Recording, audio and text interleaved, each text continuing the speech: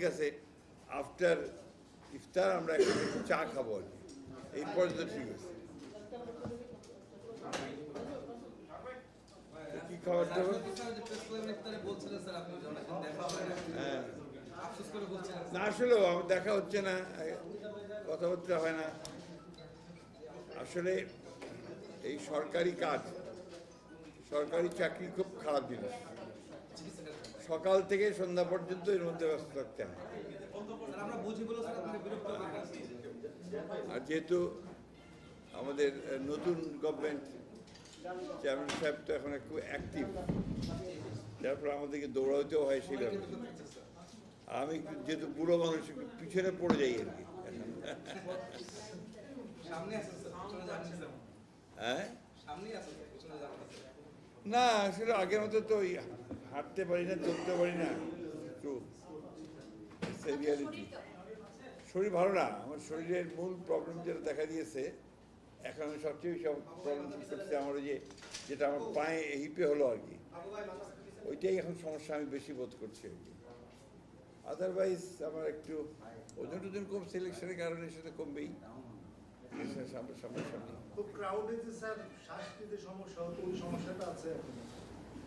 না, ওইভাবে ক্রাউডে যায়নি তো, অ্যাভয়েড করছি না। ওই নির্বাচনের ক্রাউডগুলোতে আমি মানে একটু দূরে দূরে থাকতাম, ওই ধরনের ক্রাউড ফেস করিনি এখনো। এবার তো আমি যাইনি ওই যে স্মৃতিসৌধে, পার্টিটাতে যাইনি বলে, ওই যেদিন চেয়ারম্যান সাহেব গেলেন সেদিনটা আমি যাইনি, রাত্রিবেলা গেলাম একদিন। তো আর কি খবর বলেন?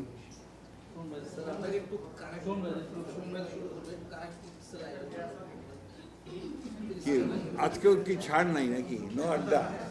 আড্ডা হবে না, এবার কথা বলতেই হবে নাকি?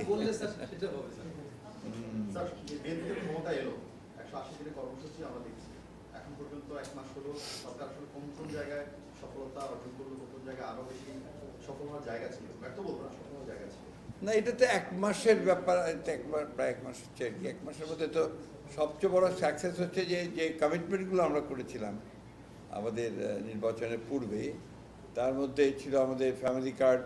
সেই ফ্যামিলি কার্ডের যে পাইলট প্রজেক্ট, যেটা আমরা শুরু করে দিয়েছি অলরেডি। এরপরে ছিল আমাদের 10,000 টাকা কৃষি ঋণ সুদসহ মওকুফ, সেটা করা হয়ে গেছে। এরপরে আমাদের আছে খাল খনন, যেটা অলরেডি শুরু হয়ে গেছে গতকাল থেকে, সারা দেশেই শুরু হয়েছে খাল খনন কর্মসূচি। আগামী পয়লা বৈশাখে হবে কৃষক কার্ড দেওয়া হবে। তো these are very big achievements, এটা ছোটোখাটো কোনো ব্যাপার না আর কি। মানে একটা সম্পূর্ণ নতুন একটা সরকারের 30 দিনের মধ্যেই এই কাজগুলোকে সামনের দিকে এগিয়ে নিয়ে যাওয়া, এবং একটা শুধু কমিটমেন্ট না, বাস্তবায়নের দিকে এগিয়ে নিয়ে যাওয়া, এটা কিন্তু একটা বড় কাজ হয়েছে। আর বড় রকমের একটা ঝামেলাও এসছে। বিএনপির গভর্নমেন্টে যখনই আসে তখনই একটা করে ঝামেলা আসে আর কি, এর আগেও দেখা গেছে। এবার তো বড় এসছে আপনার ইরান যুদ্ধ।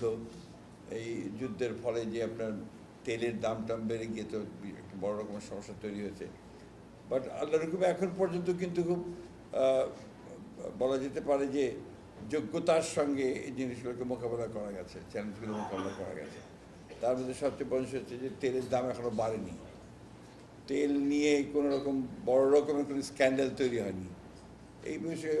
তারপরে সবচেয়ে বড় একটা হচ্ছে, এবার আপনার গার্মেন্টস ফ্যাক্টরিগুলোতে আপনার বেতন না দেওয়ার ঝামেলা নিয়ে যেসব ঝামেলা হয়, সেই সমস্ত ঝামেলা কিন্তু এবার হয়নি, কারণ আগাম ব্যবস্থা নেওয়া হয়েছিল সবগুলোতে।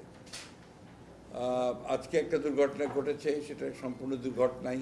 সেটা হচ্ছে রেলওয়েতে সান্তাহারে একটা ট্রেন অ্যাক্সিডেন্ট হয়েছে, যাতে করে 3 জন আপনার আহত হয়েছেন, যেটা আপনার লাইনচ্যুত হয়েছে। তো এটাও বোধহয় কয়েক ঘন্টা লাগবে না, আর খুব দ্রুতই এটাকে সামলে উঠতে পারবে আর কি।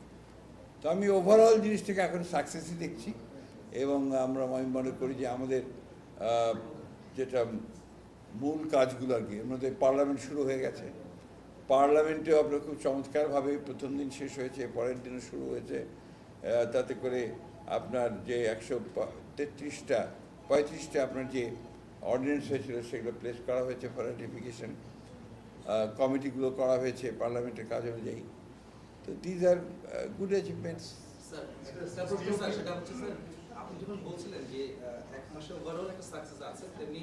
ওভারঅল একটা না, অনেক সাকসেস। তারপরে ইমামদেরকে টাকা দেওয়া হয়েছে, 5,000 টাকা ইমাম, পুরোহিত, এটাও তাকে দেওয়া হয়েছে। এইগুলোর মধ্যে আপনি কিন্তু একটা কথা বলেছেন, বিএনপি সরকার ক্ষমতায় আসলে কিছু ঝামেলা চলে আসে, এর মধ্যে এই একটা আছে। তো আপনার কাছে এই মুহূর্তে সামনের দিনে কোন বিষয়টাকে চ্যালেঞ্জ হিসেবে দেখছেন? চ্যালেঞ্জটা সবচেয়ে বড় চ্যালেঞ্জ আমি মনে করি economy is the greatest challenge আর কি। অর্থনীতিকে আপনার একেবারে সুস্থ করে ফেলা, সঠিক রাস্তায় নিয়ে আসা, এটাকেই হচ্ছে আমাদের সবচেয়ে বড় চ্যালেঞ্জ। এটা নিয়ে কাজ শুরু হয়েছে। আপনারা জানেন যে আপনার গভর্নর চেঞ্জ হয়েছে এবং যার ফলে আপনার যে যে নীতি যেটা ফলো করা হচ্ছিল অর্থনীতি, সেটাকে আপনার কিছুটা পরিবর্তন হয়েছে। আমাদের ছোট ছোট ব্যবসায়ীরা লোন পেতে শুরু করেছেন, ইকোনমিক অ্যাক্টিভিটিসগুলো বাড়তে শুরু করেছে। এটা একটা বড় রকমের পরিবর্তন বলে আমি মনে করি আর কি। মানে যখনই আপনার ছোট ব্যবসায়ীরা কাজ করতে পারবে এবং তারা ব্যবসা বাণিজ্য করতে পারবে এবং সাধারণ মানুষজন কিনতে পারবে, তাদের ক্রয় ক্ষমতা বাড়বে, তখন ইকোনমিক অ্যাক্টিভিটিস বাড়বে। বাংলাদেশের সবচেয়ে বড় অ্যাডভান্টেজ হচ্ছে বাংলাদেশের জনসংখ্যা। এটা একটা বড় জনসংখ্যা এবং সেটাই কিন্তু ইকোনমিটাকে বাড়িয়ে দেয়।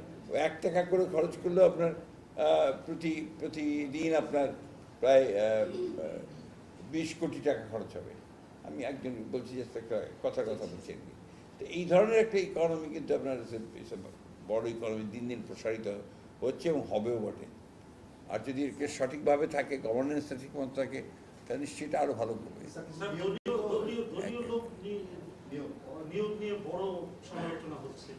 কোথায় কোথায়? যেমন যেমন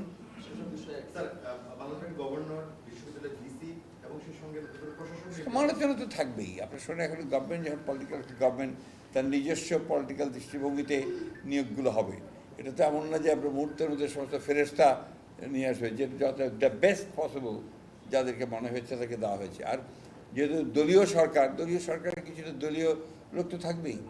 এটাকে আপনার সমালোচনা হতে পারে, আমরা সমালোচনা হবে না তা বলছি না, কিন্তু এটা নিয়ে আমরা খুব একটা উদ্বিগ্ন নই। রাজনৈতিক চ্যালেঞ্জ ইস্যুতে কথা বলতে চাই। দেশের অভ্যন্তরে তো আপনাদের বিরোধী দল আছে, একই সাথে বিগত ফ্যাসিস্ট যারা তারা আছে, এবং জিওপলিটিক্যাল চ্যালেঞ্জগুলো আসলে এই সরকারের জন্য না, আমাদের আপনি ধরেন যে একটা বড় চ্যালেঞ্জ যেটা, সেটা হচ্ছে যে আপনার পতিত ফ্যাসিস্ট বাহিনী যারা আর কি, তারা কিন্তু আপনার চুপ করে বসে নেই। বাইরে থেকে তারা বিভিন্ন রকম কথা বলছে এবং অর্গানাইজ করার চেষ্টা করছে। এটা গেল একটা সাইড, বাট এটাকে মোকাবেলা করা সম্ভব হচ্ছে। দ্বিতীয়ত আছে যে আমাদের যারা আপনার পার্লামেন্টে যারা এখন আমাদের বিরোধী দল, তারাও তাদের বিভিন্ন ইস্যু নিয়ে কথা বলছে। তো কথা বলবেন, এগুলোকে আপনাকে সহনশীলতার মধ্যে আনতে হবে। আমি যেটা বিশ্বাস করি আর কি, যে ডেমোক্রেসি তখনই প্রপারলি ফাংশন করবে যখন আপনি সেটাকে টলারেন্সের মধ্যে আনবেন, সহনশীলতার মধ্যে আনবেন। বিরোধী দল তো কথা বলবেই। বিরোধী দল যদি বলেন, ঈদের পরে আবার বিরোধী দল রাজপথে নেমে আসবে। আমি একটু যোগ করতে চাই যে সংবিধান সংস্কার পরিষদ নিয়ে আসলে একটা আলোচনা তুলেছিল তারা একদম শেষের দিনে, এবং তারা বলছে যে এটা যদি সংসদের আসলে সমাধান না হয় তারপরে তারা রাজপথে যাবে, এবং বলছিল বারবার যে এই পরিষদটা গঠন না হওয়া আসলে দুঃখজনক, যেহেতু জুলাই সনদের মধ্যে পরিষদ গঠনের কথা ছিল। এই বিষয়টাকে ব্যাপার হচ্ছে কি, দেখুন, যেগুলো একতরফাভাবে কথা বললেই আপনার সমস্যা হয়। আমরা কিন্তু যে জুলাই সনদের ব্যাপারে আমরা 100% কমিটেড, বাট কোনগুলো যেগুলো আমরা সই করেছি, এই কথাটা খুব পরিষ্কার করে বলতে চাই, আমরা যেগুলোতে একমত হয়েছি সেই বিষয়গুলোতে আমরা কমিটেড। সেই কমিটমেন্ট আমরা ওখান থেকে এতটুকু নড়ব না। আপনার আমাদের উপর চাপিয়ে দেওয়া যেটা একটা আপনার কোনো শর্ত, এটা তো মেনে নেওয়াটা আমাদের জন্য নিশ্চয়ই আপনার সবসময় সম্ভব নাও হতে পারে।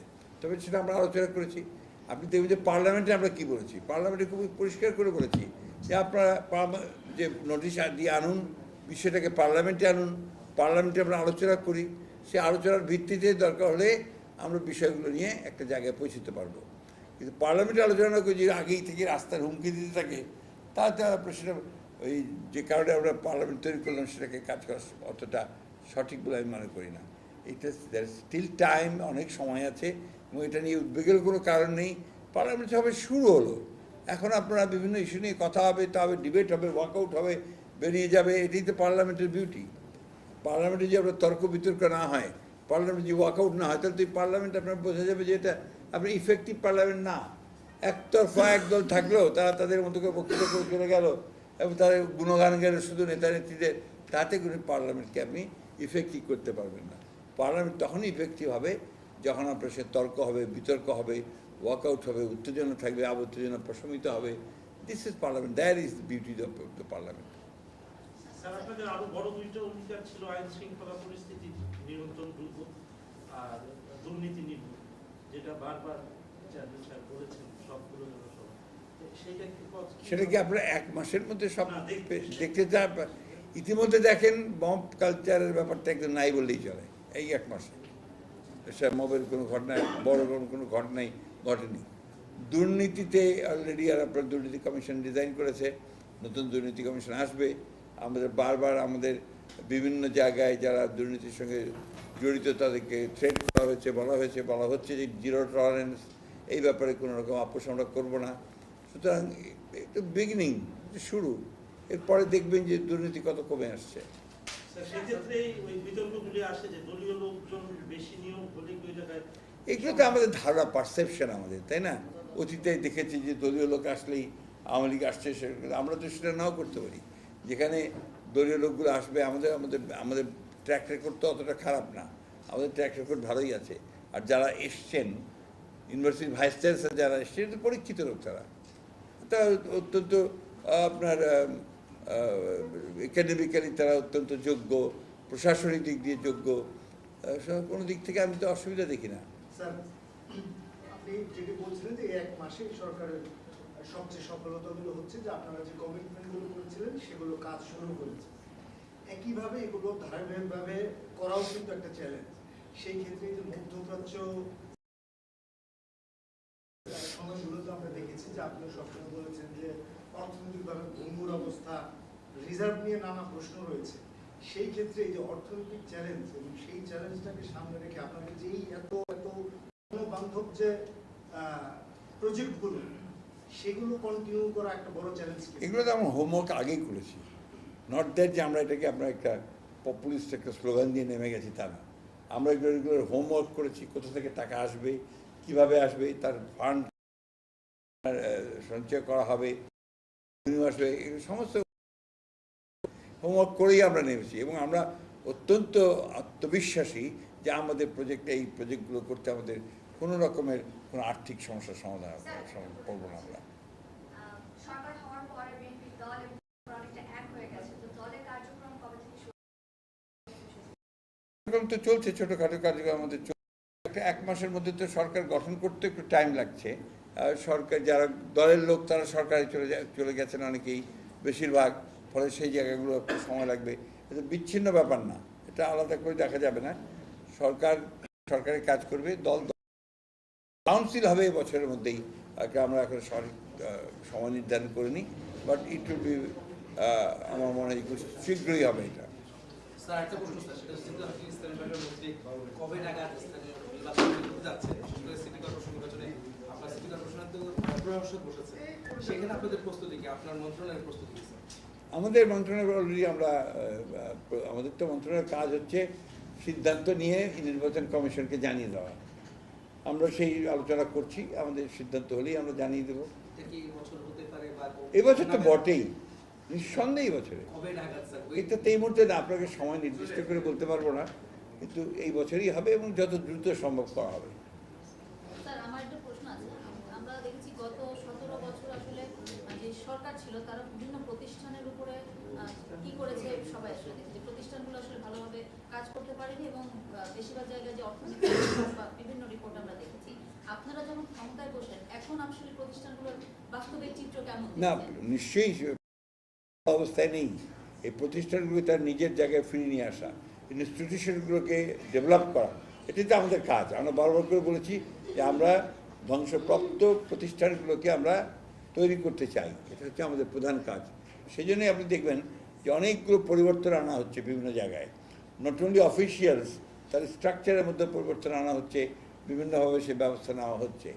এবং আপনারা দেখবেন যে কতগুলো জায়গাতে আমরা এমন এমন নিয়োগ দিয়েছি যে নিয়োগ প্রথম দিকে অবাক লাগবে যে এগুলো কেন দেওয়া হলো, কিন্তু তাহলে দেখা যাবে যে এগুলোর পেছনে যে কারণটা আছে সেটা হচ্ছে যোগ্য মানুষ এবং অত্যন্ত সৎ মানুষ, তাদেরকে এগুলোতে নিয়ে আসা হয়েছে।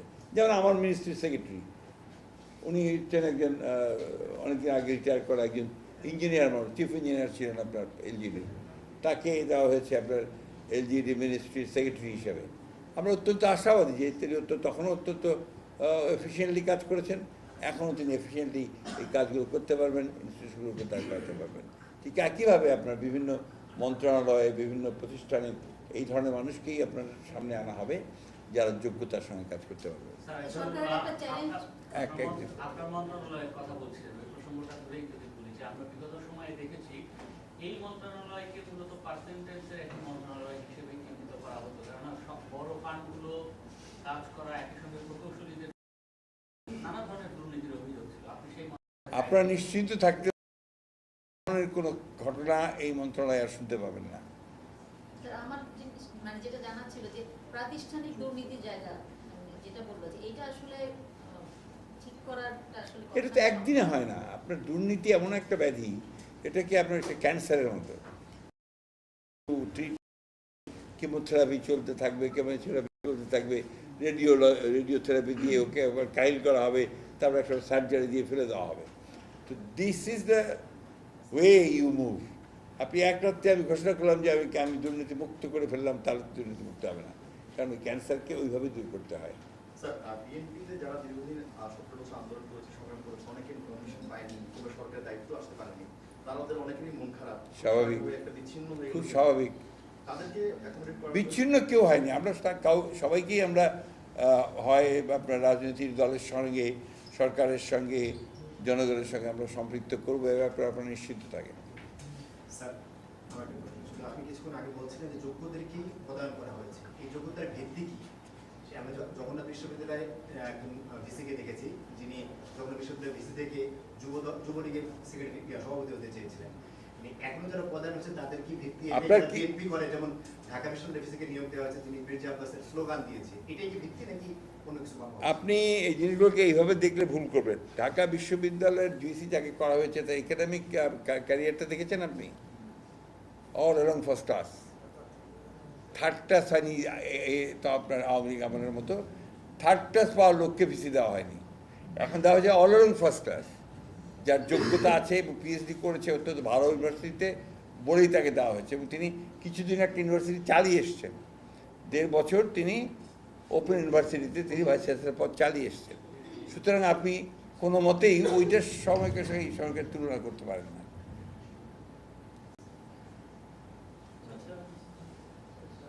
Anything else? হ্যাঁ, গল্প আমিও করতে চাই। আমার তো উদার উদ্দেশ্য ছিল তো গল্প। সুমন ভাই একটু কিন্তু মোটা হয়েছে, খেয়াল করতে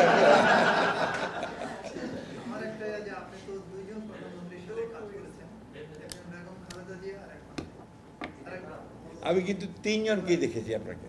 প্রেসিডেন্ট জিয়া রহমানকে অ্যাজ প্রেসিডেন্ট দেখেছি, not as a minister but as private secretary to A deputy prime minister.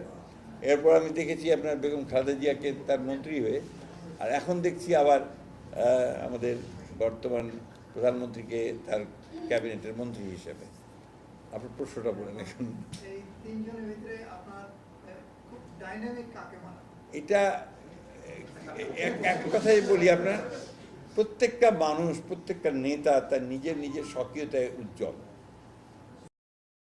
প্রত্যেকের প্রেসিডেন্ট জিয়ার তার ভিন্ন আপনার অ্যাপিল ছিল জনগণের কাছে, মানুষের কাছে, সকলের কাছে। বেগম জিয়ার ছিল আরেক রকম। আর আমাদের বর্তমান যিনি প্রধানমন্ত্রী একেবারে নতুন, কিন্তু তার যে গতি দেখছি আমি, সেই গতিটা আমি অত্যন্ত আশাবাদী। আমি দেখছি যে তিনি ছুটছেন, এই 1 মাসের মধ্যে তিনি প্রচণ্ড রকমের একটা, বলা যায় যে তার ভেতরে একটা আর্জ কাজ করছে, তার ভেতরে একটা কাজ করার একটা স্প্রিয়াজ কাজ করছে, তার ভেতরে একটা কিছু কাজ করছে যেটাকে তাড়িয়ে নিয়ে বেড়াচ্ছে যে কাজ করতে হবে, আমার কাজ করতে হবে। জনগণের জন্য কাজ করতে হবে, এই বিষয়গুলো কিন্তু আপনার আমি দেখতে পাচ্ছি। সুতরাং আপনি কারোর সাথে কারোর তুলনা করা এই মুহূর্তে তো যাবেই না, কারণ ওনার 1 মাসের কাজ আর ওনাদের এক একজনের এক এক রকমের কাজ, তাই না? স্যার, এবার আপনারা যে ক্যাবিনেট করলেন, সেই ক্যাবিনেটে যারা প্রথমবার এমপি হলো তারা বড় বড় মন্ত্রণালয় দায়িত্ব পেল। এবার ক্যাবিনেট করার পেছনে আপনাদের আসলে যোগসূত্র কি ছিল, যে একেবারেই নবীন অনেক? এবং দেখবেন প্রবীণ নবীন অনেক আছেন, এবং এর মধ্যে কিছু আছেন আপনারা যে একেবারে আপনার বিশেষজ্ঞ, তার নিজের সাবজেক্টে এরা হচ্ছে এক্সপার্টস, বিশেষজ্ঞ, 1 জন 2 জন 3 জন না, বেশ কয়েকজন। তাদের যথেষ্ট দক্ষতা আছে তাদের সাবজেক্টের উপরে, যে মন্ত্রণালয়ে তারা কাজ করছেন তার উপরে, এবং এদের আপনার বিদেশে ট্রেনিং আছে, বিদেশে আছে, এরকম মন্ত্রী আমাদের কয়েকজনই আছেন। ইয়াং জেনারেশনস, ভেরি আপনার জাইল জেনারেশনস আছে। এরপরে আপনার যারা কষ্ট করেছেন, জেলে গেছেন, গুম থেকেছেন, এমন মানুষও আছে। সুতরাং এটা একটা চমৎকার একটা ভার্সেটাইল একটা আপনার ক্যাবিনেট আমার কাছে মনে হয়, ভার্সেটাইল। হ্যাঁ, এটা এখনই বলা যাবে না, আমরা মাটিতে সিদ্ধান্ত হবে, সেভাবে আমরা ব্যবস্থা নেব। স্যার, আমরা দেখলাম যে প্রকৃত সরকার মানে আওয়ামী লীগ তো আসলে তাদের রাজনৈতিক কার্যক্রম নিষিদ্ধ, তো কিছু কিছু জায়গায় তাদের আবার কার্যক্রম শুরু হচ্ছে বা দেখা যাচ্ছে যে তাদের নেতাদের বিভিন্ন জায়গায় শুরু হচ্ছে না, এরা হঠাৎ করে বেরিয়ে আসে আর কি। এগুলোকে খুব বেশি গুরুত্ব দেওয়ার কিছু আছে বলে আমি মনে করি না আর কি। তারপরে থেকে আপনি পলিটিক্সটাকে চলতে দেন, আমি যেটা মনে করি, let politics move in its own way, let democracy move in its own way. এইভাবে আপনার বিচ্ছিন্নভাবে কোনো কিছুকে দেখে রাজনীতিকে বন্ধ করে, আপনার গণতন্ত্রকে আটকে দিয়ে, পথ বন্ধ করে দিয়ে, তাহলে হবে কি আপনার এটাকে ডিফর্মড একটা হবে। লেট ইট মুভ, ওয়ার্ক, কাজ করুক না। আওয়ামী লীগ এখন যেহেতু আপনার তার কার্যক্রম নিষিদ্ধ আছে, তা কাজ বন্ধ আছে, বন্ধ থাকবে, বাকিরা যারা আছে তারা কাজ করবে, করছেও।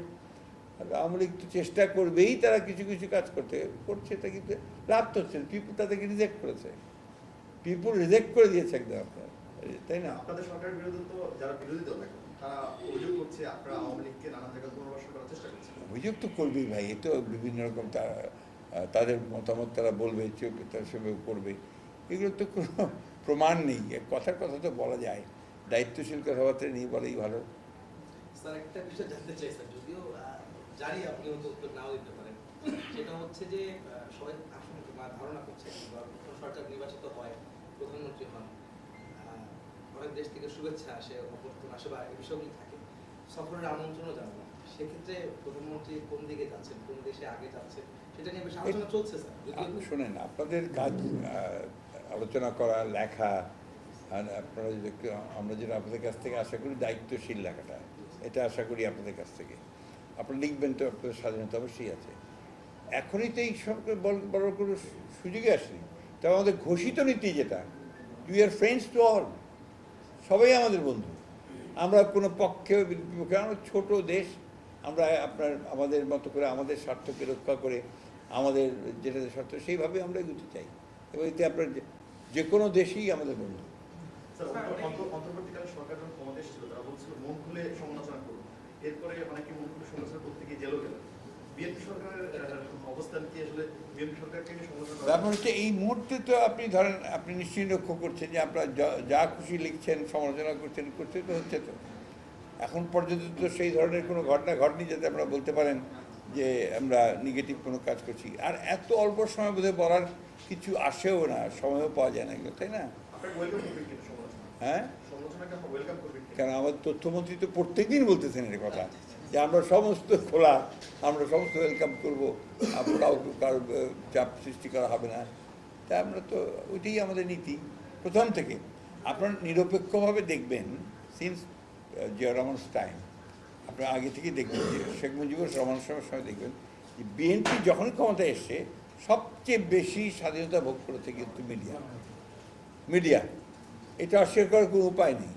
সবচেয়ে বড় জিনিস যেগুলো অনেকে বলতে চায় না, আপনার এই যে শেখ মুজিবুর সাহেবের আমলে তারা আপনার সমস্ত পত্রিকা বন্ধ করে দিলেন, মাত্র 4টা পত্রিকা রাখলেন আর সব বন্ধ, তাও ওটা চলো সরকারি নিয়ন্ত্রণের মধ্যে দিয়ে। অসংখ্য সাংবাদিক সেদিন আপনার বেকার হয়ে গিয়েছিল, পত্রিকাই নেই তো সেগুলোর থেকে, তাই না? তো দেখেন মজার ব্যাপার হচ্ছে এই কথাগুলো অনেকে বলে না, মনে করতে চায় না, বাট ওটা একটা টার্নিং পয়েন্ট ছিল, কিন্তু ওটা আমাদের সংবাদপত্রের স্বাধীনতার মধ্যে একটা টার্নিং পয়েন্ট ছিল। একেবারেই আমরা পুরোপুরিভাবে একটা ক্লোজড একটা মিডিয়ার মধ্যে গিয়ে পড়লাম, একটা আপনার যেটাকে আমরা বলি যে অটোক্রেসি শুধু নয়, একটা একেবারে একদলীয় শাসন ব্যবস্থা গিয়ে কিন্তু পড়লাম। তো এটার সমালোচনা কিন্তু আমরা অনেকেই আমরা ঠিকমতো করি না, ভুলে যাই, that was the reality at that time. এবং জিয়া রহমান যেসব খুলে দিয়েছিলেন, সমস্ত পত্রপত্রিকা চালু হয়ে গিয়েছিল, এটাও অনেকে বলে না। ওই সময় তিনি প্রমোট করেছিলেন কীভাবে সাংবাদিকদেরকে, প্রমোট করেছিলেন কীভাবে আপনার সংবাদপত্রকে, এই জিনিসগুলো কিন্তু this are very important thing. এগুলো আমাদের সব মনে রাখা উচিত আমাদের ইতিহাসের দিক থেকে। 2 নম্বর হচ্ছে কি আপনার যে পরবর্তীকালে আমরা দেখেছি যে আপনার এরশাদ সাহেবের আমলে, পরে ম্যাডাম যখন এসেছেন, তাহলে একইভাবে আপনার সংবাদপত্রের স্বাধীনতাকে দিয়ে দেওয়া হয়েছে এবং আপনার বাইরের স্বাধীনতা, চ্যানেলগুলোকে আপনার অনুমতি দেওয়া, চ্যানেলের কাজ করা, এগুলো তখনই হয়েছে। এবং এই জিনিসগুলো কিন্তু যদি আপনি কেউ রিসার্চ করে, আমি জানি না আপনাদের মধ্যে এগুলো করে কিনা, যে ধারাবাহিকভাবে আপনার সংবাদপত্রের স্বাধীনতাটা কোন সময়ে খর্ব হয়েছে, কোন সময় বেশি হয়েছে যদি দেখা যায়, তাহলে কিন্তু আমরা দেখবো যে যখনই বিএনপি গভর্নমেন্টে এসছে তখনই সবচেয়ে বেশি সংবাদপত্রের স্বাধীনতা সাংবাদিকরা ভোগ করেছে। বিগত বাবারে আজকে কিন্তু বেশ বড় পড়েছে। তো দেখবেন যে 15-16 বছরে কিন্তু সবচেয়ে সাফার করেছে কিন্তু আপনার সংবাদপত্রের গণমাধ্যম, সবচাইতে। আমরা তো রাজনৈতিক নেতারা করেছি, রাজনৈতিক দলগুলো করেছি, তা আপনারাও কিন্তু কম করেননি। এতটুকু একটু এদিক ওদিক কথা বলেছেন কি, লিখেছেন কি, আপনার জেলের মধ্যে করে দিয়েছেন। হ্যাঁ, আপনাদের একটা কমিটমেন্ট ছিল, আমাদের তো এখনো বেতন কাঠামো সহ অন্যান্য অনেক সমস্যা রয়েছে। আপনাদের সরকার এগুলো অবশ্যই এগুলো গুরুত্ব দেয়নি, আপনাদের সরকার আসলে আমরা কিন্তু এটা ঠিক বললেন না। আমরা কিন্তু গত সরকারের জিয়ার ম্যাডাম জিয়ার সরকারের সময় গুরুত্ব দিয়ে কাজও করেছি। আমরা কমিশনও করেছি, আপনার ওয়েজ বোর্ড কমিশন করেছি। আপনারা ভুলে যাচ্ছেন কেন? বাস্তবায়িত করতে সময় পাইনি আমরা, এটা তো সময় দেননি তো, অন্য গভর্নমেন্টে শিখেছে। এখন দেখবেন যে আমরা কীভাবে সেগুলোকে বাস্তবায়িত করি। হ্যাঁ হ্যাঁ,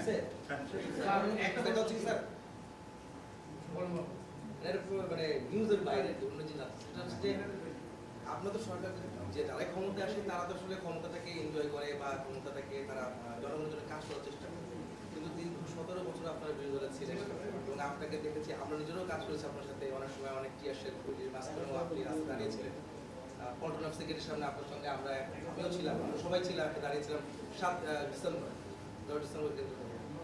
ওই যে সময়গুলি, যে ঘটনাগুলি ঘটতো, বা বিরোধী দল 17 বছর ছিলেন, এখন আপনি 1 মাস ক্ষমতায় আসছেন, আপনার কাছে যদি এখন বলার সময় তারপর জিজ্ঞেস করছেন কোনটাকে বেশি আপনি প্রাধান্য দেন বা এনজয় করেন? আসলে এটা তো এনজয় করার ব্যাপার। আমরা কিন্তু যারা পলিটিক্স করি, আমরা 99% মানুষ আমরা কিন্তু পলিটিক্স করি রেসপন্সিবিলিটি নিয়ে, আমাদের দায়িত্বশীলতা থেকে আমরা রাজনীতি করি। আমাদের একটা আপনার বলতে পারেন যে এক ধরনের আর্চ থেকে আমরা পলিটিক্স করি। সেই আর্চটা হচ্ছে আমাদের জনগণের সঙ্গে থাকা, জনগণের কাজ করার চেষ্টা করা, জনকল্যাণমুখী কাজগুলো করা। এটা এখন যখন আমাদেরকে অপোজিশন পিটিয়েছে, গভর্নমেন্ট তো আমাদেরকে প্রচুর পিটিয়েছে, তা আমরা কখনো হাল ছেড়ে দিইনি। আমরা রাস্তায় থেকেছি, কথা বলেছি, আমরা কখনো হাল ছেড়ে দিইনি। মেইন টার্গেট ওয়াজ যে না, আমাদেরকে এদিকে পরাজিত করতে হবে, তাই না? আজকে যখন আপনার জনগণের ভোটে আমরা নির্বাচিত হয়ে এসেছি, আমাদের টার্গেট কিন্তু জনগণই আছে, যে আমাদেরকে জনগণকে খুশি করতে হবে, উইন দেম ওভার, তাকে ভালোবাসা নিয়ে আমাকে আবার নেক্সট ইলেকশনে যেতে হবে। এই সিস্টেমটা আমরা চালু করতে চাই, যে আপনি যখন সরকারে আছেন আপনি এমনভাবে কাজ করবেন যে জনগণের ভোটে নির্বাচিত হয়ে আবার যেন আপনি আসতে পারেন। আমি বুঝতে পারছি আপনাকে, দ্যাট ইজ ভেরি ইম্পর্টেন্ট। সবই থাকবে, তা নাহলে তো আপনি এটা হবে না। ওটা সিস্টেমটাই এটা।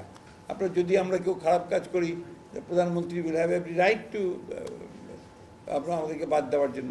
অথবা আমরা যদি পুরো ক্যাবিনেটই খারাপ করি, কথা বলছি, তাহলে জনগণের দায়িত্ব থাকবে 5 বছর পর আমাদেরকে বের করে দেওয়া। এই সুযোগে আপনাদের আমি একটা গল্প বলি। সেকেন্ড ওয়ার্ল্ড ওয়ারের পরে আপনার উইনস্টন চার্চিল, যিনি দ্বিতীয় বিশ্বযুদ্ধের হিরো, তিনি হেরে গেলেন ইলেকশনে।